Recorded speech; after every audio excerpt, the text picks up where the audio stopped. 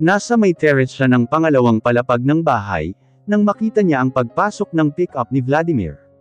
Natandaan niyang iyon ang sinakyan nila noong isang araw papunta sa farm. Kasunod ay ang pagbaba nito sa driver's seat, at binuksan ang passenger seat. Mula doon ay lumabas si Margaret, na agad kinawit ang mga kamay sa leeg ng binata. At nanlaki ang mga mata niya, nang bigla na lang nitong halikan si Vladimir.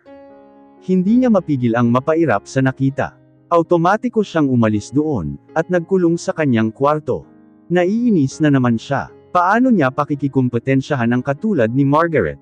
Napaka-agresibo nito at liberated kung ikukumpara sa kanya, na kulang na lang ay matawag na manang. Ano ba ang meron ito at ng asawa niya, magkarelasyon ba ito? At tila mas dinaig pa siya na asawa, at ito lagi ang kasama. Kaya pa naman sila nandito, ay dahil honeymoon kuno nila, ngunit bakit ito at ang Margaret na yun ang lagi ang magkasama? Napahalukip-kap na sumandal siya sa headboard ng kama. Adele, tawag sa labas na nabosesan niyang si Vladimir. Kasunod ay ang pagkatok nito ng pinto. Baka tulog na naman, dinig niyang boses ni Margaret at tumawa pa ito. Nalalong nagpasimangot kay Adele. Pinangatawanan na niya ang hindi pagsagot. Sa halip ay padabog siyang pumasok sa banyo, at doon nagkulong. Bahala ang mga ito sa buhay nila. Mga ilang minuto na siyang nandon, nang maramdaman naman niyang ang pinto ng banyo ang kinakatok ni Vladimir.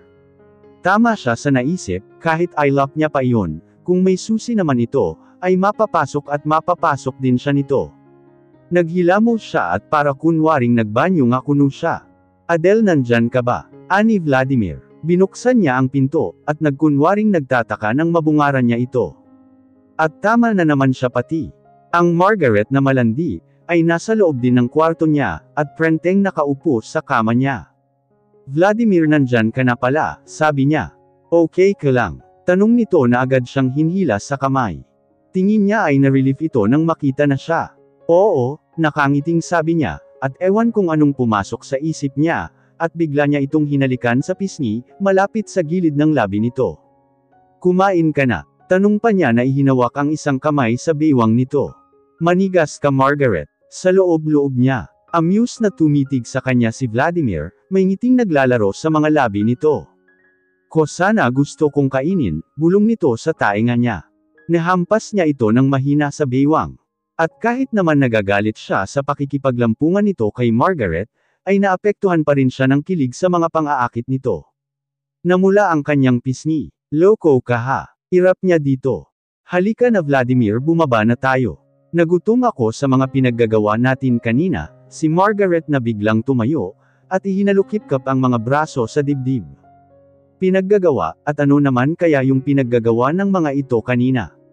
Bumangon ang kuryusidad sa isip ni Adele, ngunit hindi niya iyon pinahalata, hindi niya bibigyan ng kasiyahan ang Margaret na ito. Hindi pa rin ako kumakain, hinintay talaga kita, baling niya kay Vladimir. Pwede dito na lang tayo kumain sa kwarto. Bulong lang ginawa niya nang sabihin iyon sa binata. Sure, magpapahatid na lang ako kay Aling Tesha. Sabi naman agad ni Vladimir. Mauna ka na bumaba Margaret, magpapahatid na lang kami ng pagkain dito sa kwarto. Baling naman ito kay Margaret, nakitang sumama ang mukha. Pero hindi na ito nagprotesta, at walang palem na lumabas ng kwarto niya. Kumusta ang pakiramdam mo? Mula sa pagkakaupo sa sofa bed, ay liningan ni Adele ang nagsalita. Si Vladimir at nakabihis na ng boxer shorts, at puting sando. Nagpaalam ito sa kanya kanina, na maglinis ng katawan pagkatapos nilang kumain. Okay na ako, balak ko nang mamasyal ulit bukas. Mamasyal, ulit ni Vladimir sa kanyang sinabi. Umupo ito katabi ng inuupuan niya, at iniakbay ang isang braso sa dalaga. Sana payagan mo ako, sinandal naman niya ang sarili sa dibdib nito. Tila nakakasanayan na niya ang paglapit-lapit dito. Sa halip na sumagot, ay hinigit siya palapit ni Vladimir, at kinulong sa mga bisig nito. Nilapit ang labi sa may punong tainga niya. Nagtayuan ang mga balahibo niya sa katawan sa ginawa nito, at nag-uumpisa na naman siyang gapangan ng mga kakaibang tensyon. Vladimir, nakikiliti ako, saway niya. I miss you, bulong naman nito na gumapang naman ang labi sa may leeg niya. Hindi siya kumibo, bagkus ay ninamnam niya ang kakaibang sensasyon pinapadama nito. Napapikit na naikawit niya ang braso sa leeg nito. "Can we do it, babe?" Sinandal nito ang noo sa kanyang noo, at tila humihingi ng permiso mula sa kanya. Tinawid niya ang pagitan ng labi nito, at masuyo itong hinagkan doon bilang tugon. Leon lang ang hinihintay ni Vladimir, at mapusok ang sinukli nitong halik sa kanya. Tila mga may sariling isip ang mga kamay nito, na nagsimulang maglakbay sa buong katawan ni Adele. At hindi mapigilan ng dalaga ang mga ingay na lumalabas sa kanyang bibig. "Baka may makakita dito sa atin, Vladimir," anas niya. Napasinghap siya nang maramdaman niyang binuhat siya ng binata, na hindi humihiwalay ang labi sa labi niya, at marahan siyang binaba sa kama. Isa-isa nitong hinubad ang mga damit, habang hindi hinihiwalay ang mga mata sa kanya. Habang napapalunok na nakatingin naman dito si Adele. Napaka-perpekto talaga ng katawan nito, animo isa itong obra na nililok ng isang magaling na iskultor. At nang maubad na nito ng lahat ng saplot sa katawan, ay nanlaki ang mga mata niya nang tumambad sa kanya. Nakangiting hinaplos niya ang buhok nito sa ulo na napakabango at malambot. Matagal sila sa ganung posisyon. Hanggang sa sabay din silang nakatulog. "Mukhang ang saya natin ngayon ah." Liningan ni Adele ang pinanggalingan ng boses. Nasa may garden siya sa swing na kubo, nang lapitan siya ni Bobby. Nginitian niya ito. "Wala kang pasok?" tanong niya. "Mamaya pa," sagot naman nito. "At isasama kita sa resort, ilang araw ka na dito pero hindi ka pa nagagawi doon. Wala ka bang balak ipasyal ni Vladimir?" Sa narinig ay bigla siyang na-excite. Sa totoo lang kanina pa niya gustong umalis. Inaalala nga lang niya na baka hanapin siya ni Vladimir, bago ito umalis ay nangako itong ipasyal siya pagbalik nito ng hapon. May importante lang daw na taong kakausapin. Pagbalik daw niya mamayang hapon. "Hapon pa, gusto mo ngayon na?" paanyaya ni Bobby.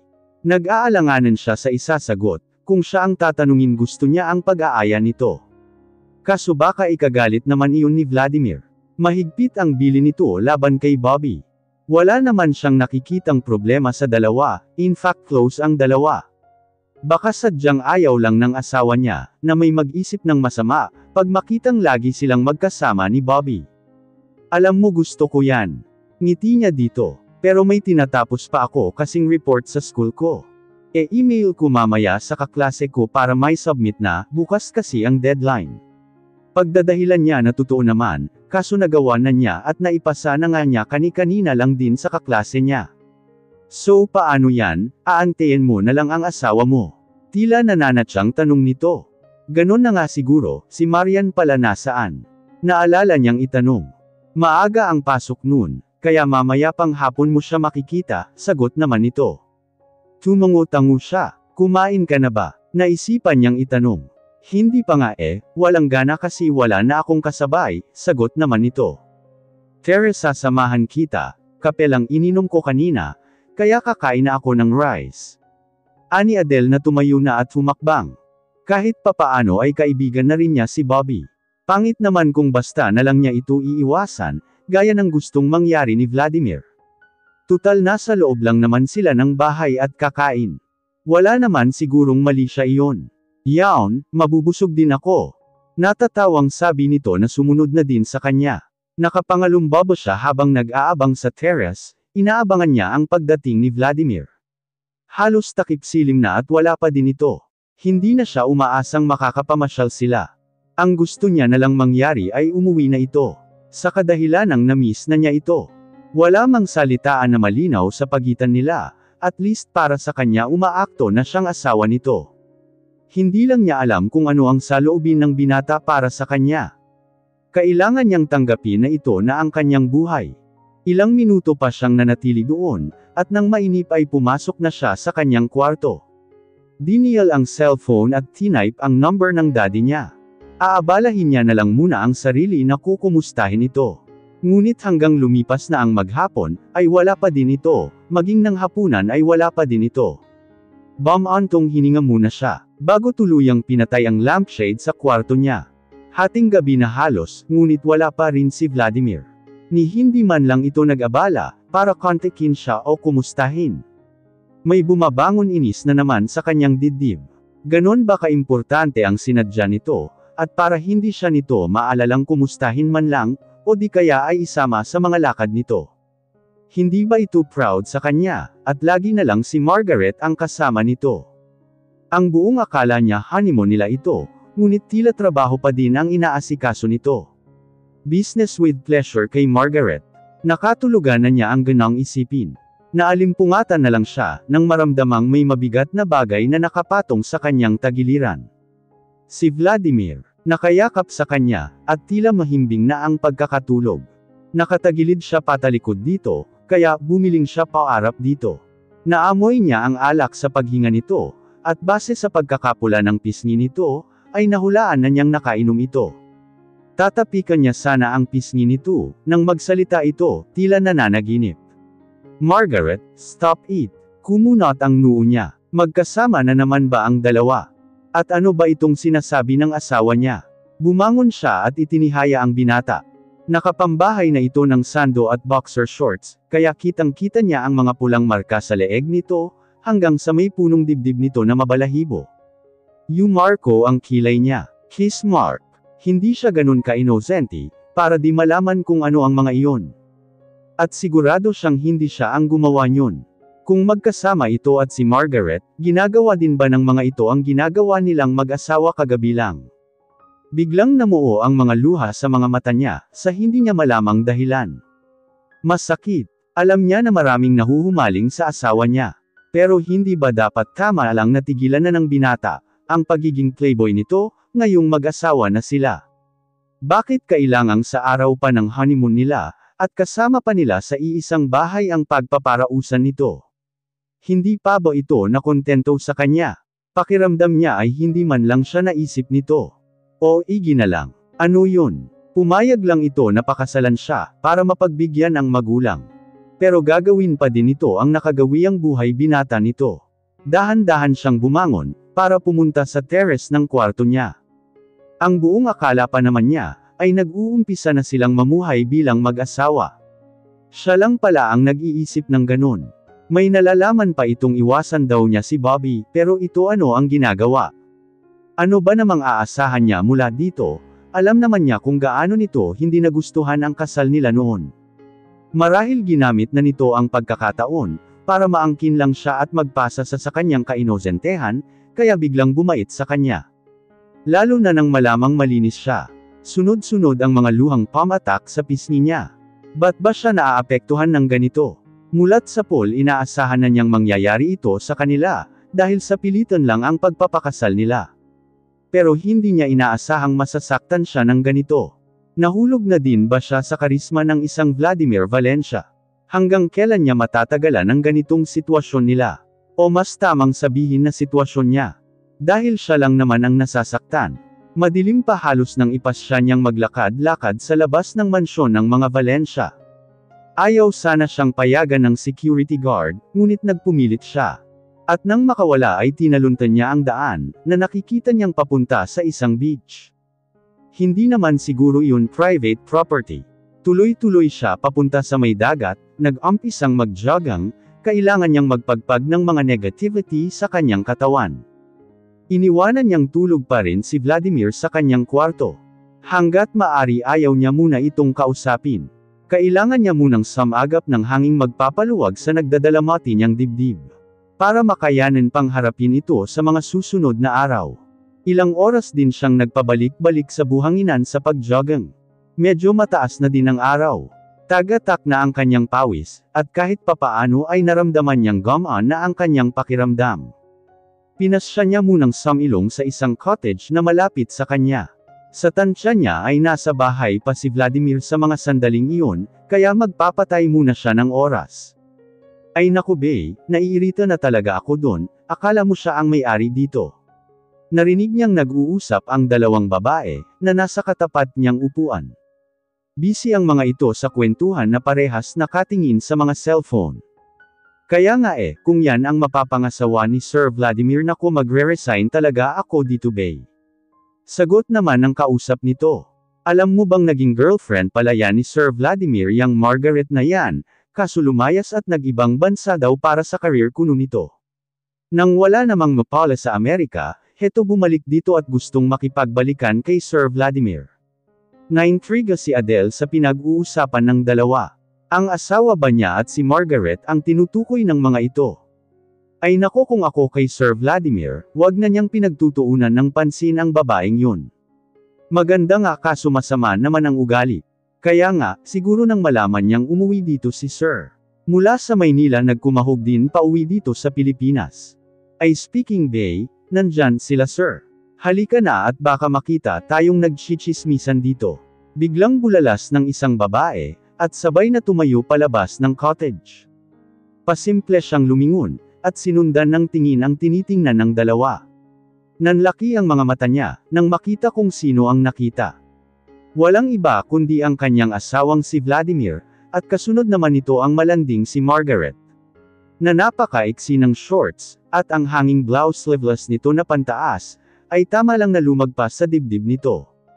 Pulang-pula ang labi sa lipstick. Napansin niyang tila sinusuyod ng tingin ni Vladimir ang mga taong nasa beach.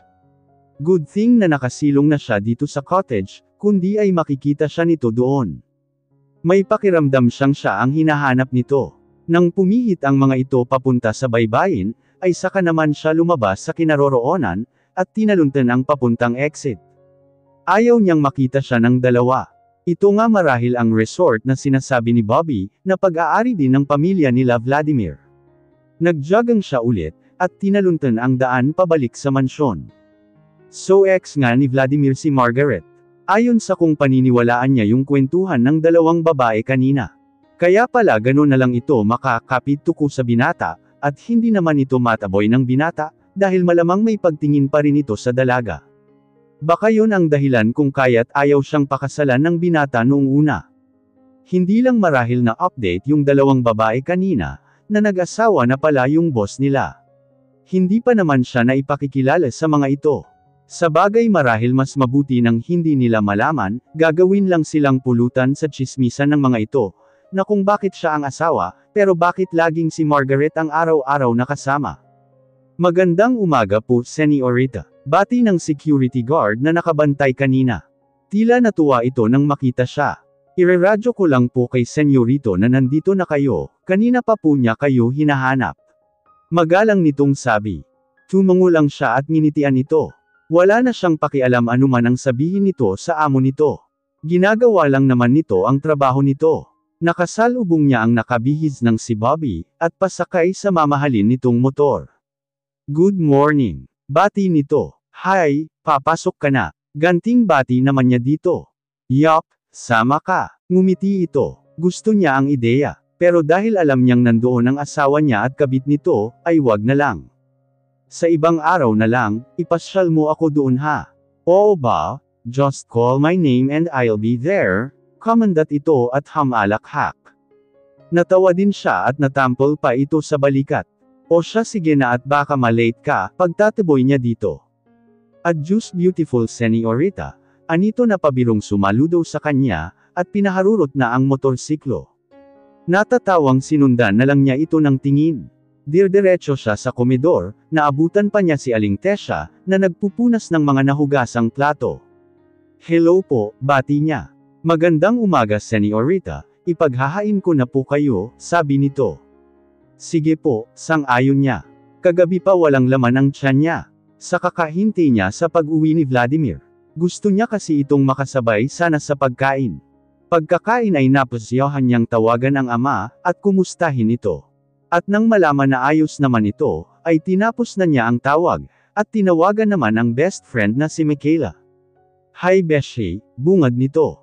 Ito lang ang nakakaalam sa school nila, na nag-asawa na siya at nasa bakasyon para sa kanilang honeymoon. Hi, kumusta ang mga subjects? Tanong niya dito. Okay lang naman, wala pa namang mga projects na pinapagawa, kaya huwag ka munang mag-isip okay. Saglit itong huminga ng malalim at nagtanong. Ba't ganyan ang boses mo, matamlay, may problema ba, iniisnab ka pa rin ba ng asawa mo? May pag-aalala sa boses nito. Kilalang kilala talaga siya nito. Wala naman, pagkakaila niya. Hindi pa niya naikwekwento dito na may nangyayari na sa kanila ni Vladimir. Medyo maayos na kami, nag-uusap na rin naman kahit papaano, sinabi na lang niya. Sure ka ba? Pagdududa pa nito. Nagpakawala siya ng mahinang tawa. Ano ka ba, okay nga lang ako, kumusta ka dyan? Pag-iiba niya ng usapan. Okay lang naman, kinukumusta ka pala ni Harold, banggit nito sa isa niyang manliligaw. Napahinga siya ng malalim nang marinig iyon. Si Harold sana ang napipisil niyang sagutin, kung magpapatuloy pa itong manligaw sa kanya hanggang makagraduate sila, nandito na ang lahat ng katangian ng isang lalaki na hinahanap niya. Sweet ito, ginagalang siya, malambing at matyaga, bukod sa magandang lalaki ay galing din ang pamilya nito sa mayayaman. Napaka-humble na siyang marahil ang pinakagusto niya dito. Hindi ito maangas, at hindi pinagmayabang ang yaman na meron ito. Ngunit ngayon paano niya pang magagawa iyon? Kasal na siya sa isang Vladimir Valencia, na hindi niya alam kung saang estado siya tatayo. Oy friend ha, pag ayaw mo na sa kanya akin na lang ha. Ani Michaela sabay ng paghagikak. Matagal na niyang alam na may lihim itong gusto kay Harold. Hindi lang niya alam kung gaano kaseryoso ang nararamdaman nito para sa binata, dahil tuwing babalakin niyang busted na lang si Harold, ay pinipigilan naman siya nito, huwag daw itong intindihin at crush lang nito si Harold. Bruha, matagal ko na siyang binibigay sa'yo, napapangiting sabi niya. Sus, kunwari ka pa, alam ko naman nagugustuhan mo na si Harold, hirit naman nito. Noon yun, kaso kung gusto mo naman siya, di sa'yo na lang. Lalo na ngayon iba na ang sitwasyon ko, sagot niya. He's all yours, pagbibiro pa niya. Hindi na niya narinig ang sagot ni Michaela, nang bigla niyang maramdaman na may dumagan sa likuran niya. Nakadapa siya sa gitna ng kanyang kama, habang kausap ang kaibigan. Kasabay niyon ay may lamapat na labi sa kanyang batok. You scare out of me, bulong ni Vladimir.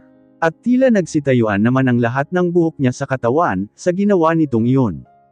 Pinalibot agad nito ang mga kamay sa katawan niya. Besh, tawag ako ulit mamaya ha, may importante lang akong gagawin, palam niya sa kaibigan at pinindot ang call end ng cellphone. Ba't nandito ito? Sa loob-loob niya. Masyado pang maaga, para sa oras ng uwi nito, na nakakasanayan na niyang halos patakip silim na. Halos kakatapos lang niya maligo, at hindi pa natatagalan mula nang makabalik siya sa resort, na nakitaan niya dito at sa Margaret na iyon. Pasimple siyang gumalaw para makawala dito. At bakit ba kung makaasta ito, ay parang nawala siya ng isang taon, at ganun na lang ang yakap sa kanya.